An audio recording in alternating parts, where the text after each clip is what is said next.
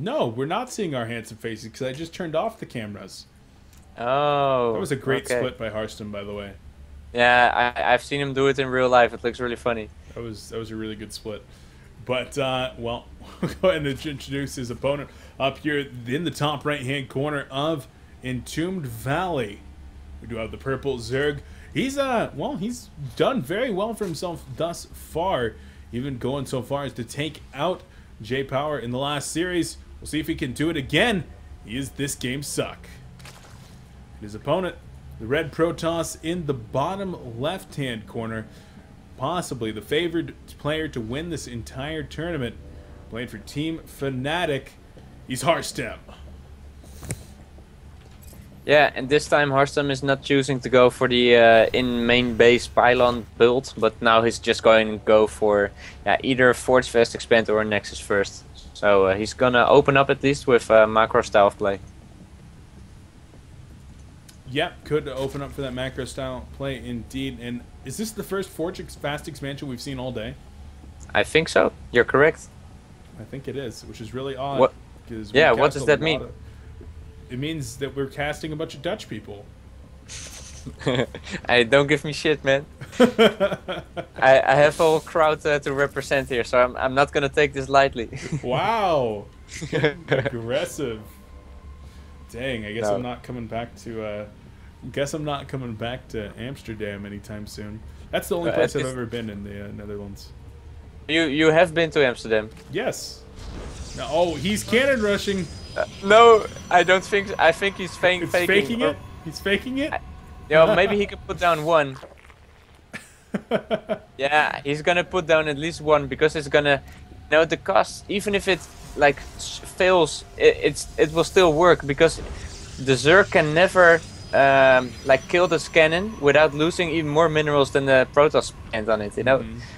This is so cost efficient for Protoss that it's beneficial for him in either case. So this is perfect for Harstem. So Spinecrawler goes down, good counter here, and double extractor. So ThisGameSuck going to be going for some gas intensive units. Harstem gets the scout on that. And what is he going to do with these? Actually, he's starting to mine gas here, and this is starting to look like a full-out cannon rush. I mean, the two cannons up on the high ground, that's probably going to be it. You can't get any closer because of that creep, but denying everything to your opponent, he's going to make some cannons back home and then expand behind this. Harstem in a great position right now. Now I think our Zerg player is going to go to a lair and go for a Nidus, which is a pretty good strategy. What I also think is that he can position the Spinecrawlers in such a way that only one cannon can hit it, and then together with the Queen he could kill the cannons if he really wanted to. So I wouldn't necessarily count the Zerg player out yet. What I'm worried about is that his worker count is quite low. Like it's getting really all-in-ish. It is you see? Indeed. And well, nice job. He's gonna be able to actually uproot. Oh! Gets it away at the last second, and there's the second Spinecrawler. Needs to get the Queen in there for some additional attacks, but well, there goes the cannon. And he's going to be able to spread creep behind this, so he's going to be able to actually circumvent the last two cannons and take out the pylon, if I'm not mistaken. Yeah, he needs a little bit more creep to do that, but yes, he can. But do you see the Overlord in the main base of the Protoss? Yeah, this is a bad idea. Loses that Spinecrawler. There's the Zerglings, though. And so, well, the high ground cannon is at least going to be negated. Now, what's going on with this Overlord? Well, it's in a Nidus network position, if you know what I'm saying. And he's also got another Overlord near the third base of Harstem, which he definitely should move to the left. Do you see what Harstem just did? He scouted it. He just dropped a pylon right there saying, nope, not going to happen. Not even remotely going to happen. And Harstem, with his Nexus now down, with his wall completely blocked off, he's in a great position. Well, not necessarily, because there's still another Overlord, and he can put down the Nidus network at the right. Oh, he's gonna build another. Oh, he's gonna build a patrol. Oh, oh, he's gonna put it back. I thought Harstem would be perfectly fine because he put a probe on patrol. Oh, he's gonna scout again. Yeah, Harstem is definitely in a great spot. I was scared he was maybe gonna miss a small portion of the main base, but he's just covering the entire area right now, and he's completely fine. He's playing like he has full map control, like right now. like he sees everything. And on that note, I mean, I want to point out to you guys, this stream is delayed. Like there's no way he could be looking at our stream and getting the vision. Harstem is just that good. He's able to get Nidus goes down. Information. And yeah, there's the Nidus. Probe's gonna pull off, but Probes will kill this way in time. Way in time.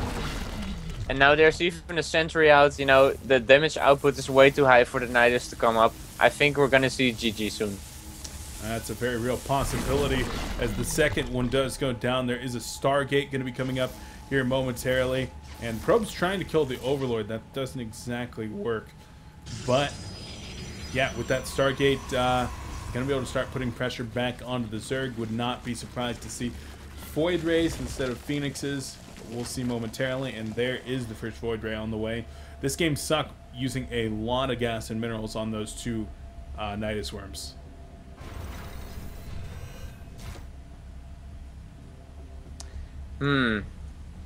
Yeah, I'm not really sure what the Zerg can do to try to come back into this game, you know? He's so much behind in every aspect. Yeah, he is very, very behind. Really has to hope for a mistake on the part of FnticHarstem. If Harstem does not make a mistake, well, then our Zerg player could just be in some serious, serious trouble. Very serious trouble. Well, I mean, he'd be dead. Let's cut the crap. He'd be dead unless Harstem actually has a stroke right here. Yeah.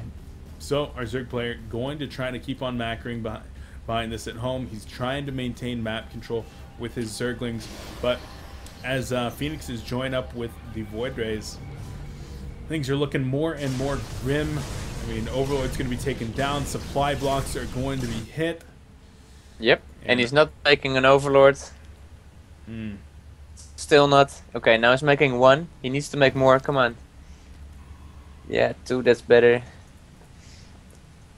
One thing I'm noticing from the Zerg is that his injects are going really well at the main base. You see, the Queen has very little energy, so mechanic-wise he's doing really well.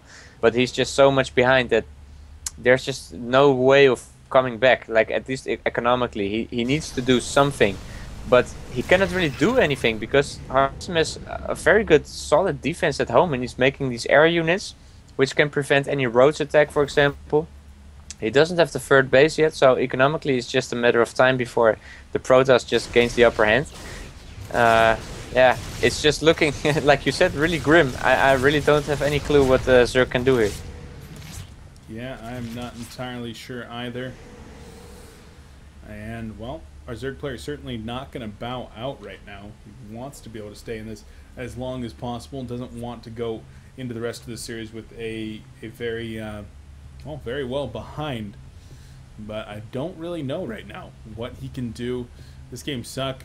He's trying, though. He doesn't want to give up. And you got to respect that, the competitive spirit. He wants to find every available possibility. And the Infestors, I mean, you land some really, really good fungals, and Infestors can get you back to some pretty dire situations.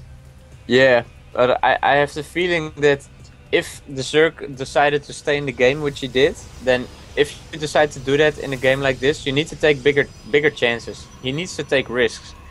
I feel like he's been playing it a little bit too safe. You know, I think he should have skipped all of the units he made and just made pure drone, you know. He could have been on equal terms or even ahead if he did. And then, of course, if he got an attack, yeah, he would have lost. But in this case, he's just so much behind, and he's getting more and more behind every second, you know.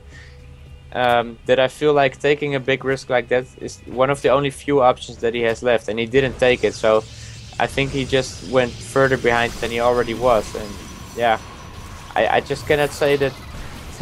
Yeah, I don't know. Nice force field right there. Harstem actually using that to trap the Zerglings in as best as possible, as the Zerglings will try to chase down this probe train. More great force fields, though, as Harstem showing why he is a pro player. Very, very good control there, and able to easily save this Nexus. Our Zerg player drops his third hatchery back at home, but Harstem taking some huge tech leaps right now, as he is going up to Colossus Tech, drops his second Robo, has the Twilight Council down. He's going to be able to continue his great upgrades, and he even starts working on the extended thermal lance now. So going to be looking to push out perhaps with some very, very good ranged Colossi. Yeah, I think he's just gonna push out when he has like 4 or 5 Colossus and then just finish the game. You know, when he has 4 or 5 Colossus, there's no way the Zerg is gonna have Broodlords yet. That's just the perfect timing to hit. In a normal game, it will be maybe a little bit tricky, but in this scenario, there's just no way ThisGameSuck has any way of beating the Colossus. And even with really nice Fungals or infested Terrans, his army size is just too small to give any impact on the Protoss army. So yeah, like you said, of course, Infestors are the units that can turn around games. But in this scenario, yeah, I kind of doubt it. Yeah, it's going to be very, very hard to do so. But 7 Infestors out on the map. If you can make something happen with those, that could be relatively nice. But they're just sitting there accumulating energy. And that's one nice thing, is that as these Infestors do go up in energy, they're becoming more and more cost effective. Whereas the only energy units out on the Protoss side of the map is just a pair of sentries. Not getting any high Templar or anything like that. So if he can engage with a ton of Infestors, perhaps that would be good. But creep spread starting to be receding here, as Harstem pushing that back with an Observer and a Void Ray. Our Zerg player going for a 4th base, perhaps looking to try to turtle this up as late as he can. Maybe even get some Broodlords out, as Corruptors are on the way and Hive is finishing up here in about another 30 seconds. Yeah, and I think taking the 4th base is exactly the cue that Harstem needed to attack. You know, this is the point where Harstem has to say, you go until here, but no further. This is just as far as you go. Yeah. Because if Harstem waits much longer, he gives the Zerg the opportunity to make those Broodlords and come back and really come back into the game. But as you can see, the Greater Spire is morphing right now. For some mystical reason, Harstem is choosing the perfect timing to attack right now. This is just... It couldn't have gone any better. Spinecrawlers are just getting up. They're not finished yet, so he has to rely on the Infestors, but he only has, how many? Oh, 8 big blink Infestors. up right there. There's some Fungals going to be going down, and Infestors just getting fried. Corruptors going to come in. They're taking pressure from these Stalkers, but the Stalkers just doing so much damage. Another big blink right there, and that's it. GG.